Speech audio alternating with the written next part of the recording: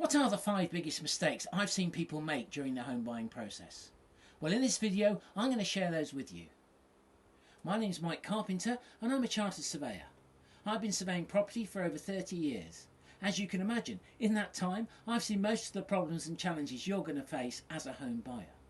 So please subscribe to this channel and also watch some of the videos. I'm sure they'll help you in the home buying process and with some of the challenges you're going to face.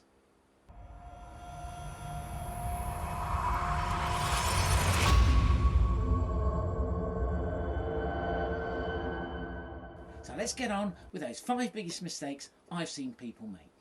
At number 5, we have questions. Questions are vitally important, not only for the vendor, but to your solicitor and your surveyor. But let's start with the vendor. The vendor themselves can tell you and give you a lot of background to the property you're buying. I have, as a surveyor, have learnt more about a property by questioning the vendor than I ever would by actually inspecting it. Stuff that I couldn't possibly have seen or known about. Vendors can be surprisingly open when, you're sitting down, having a chat, having a cup of tea. So use that time wisely and ask them lots of questions. Similarly, with your surveyor, when you get to instruct a surveyor, ask him questions. When you've read through that report, you're bound to have questions. Give him a ring, chat through the property. He'll often tell you stuff that he wouldn't reveal in the report itself. Similarly with your solicitor, there's lots of legal jargon and stuff going on with a solicitor. Make sure, if you're not sure about something, ask questions. So questions are vitally important in that buying process. At number 4, we have the Help to Buy scheme. Now, the Help to Buy scheme itself has been around for a number of years, but so many buyers I come across were either not aware of it or didn't take advantage of it. If you're saving towards a deposit, then use the Help to Buy scheme. It will add significantly to your funds because the government will add funds to it. And if you're a mum or a dad looking to help your child buy a property, again, you can add funds to that Help to Buy scheme. So use that Help to Buy scheme. It's vitally important, can bolster those deposits and let your son or daughter get into that property that much more quickly. At number 3, we have not inspecting the property properly. When you go around a property to view it, it's important that you not only take on board what the estate agent or the owner is telling you, because they're only going to show you the best bits. It's important you make, I would suggest, a second inspection of the property whilst you're there and go round on your own. That way you can look beyond the furniture and fittings and won't be distracted by the owner or estate agent and can actually look beyond the basic decorations and fittings and get a better feel for the condition of that building. At number 2 is people buying the wrong type of property. How does this happen? I hear you say. Well, people often buy with their hearts, not their heads.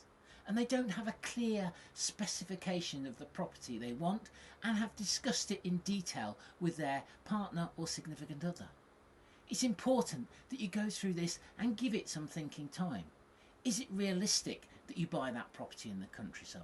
Is it realistic that you have that larger than average garden? What are the consequences? Think it through, talk it through.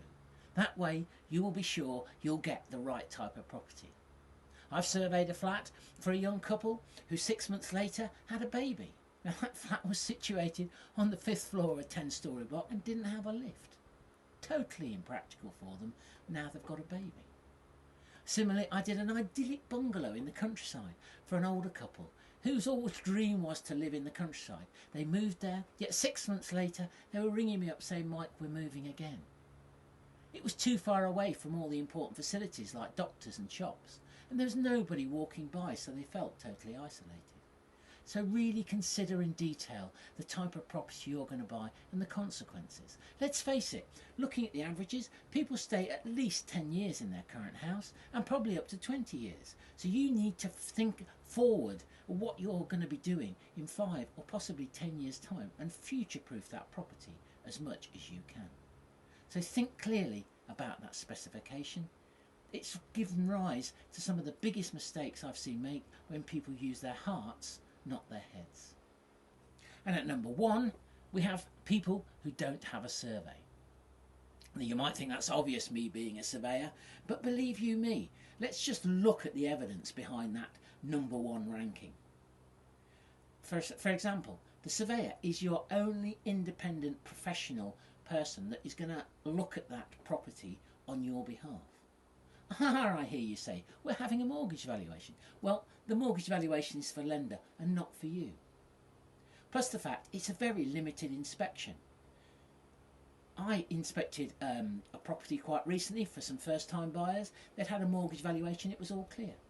I looked round it, there was over £10,000 worth of work to be done to that property.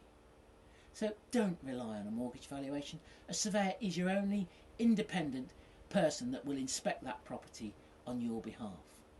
Yes, I know it's expensive compared to a lot of things, but it's an insurance and an assurance that the property you're buying is right for you and in the condition you want it. So at #1, it's people that don't have a survey. And believe you me, I could fill hours of video with horror stories of properties people have bought without the benefit of the survey. So they're the 5 worst mistakes I've seen people make when buying a property. I hope you found that useful. Please subscribe to the channel below and look out for new videos, because we'll be producing some great content for you, the home buyer, to help you buy that dream home.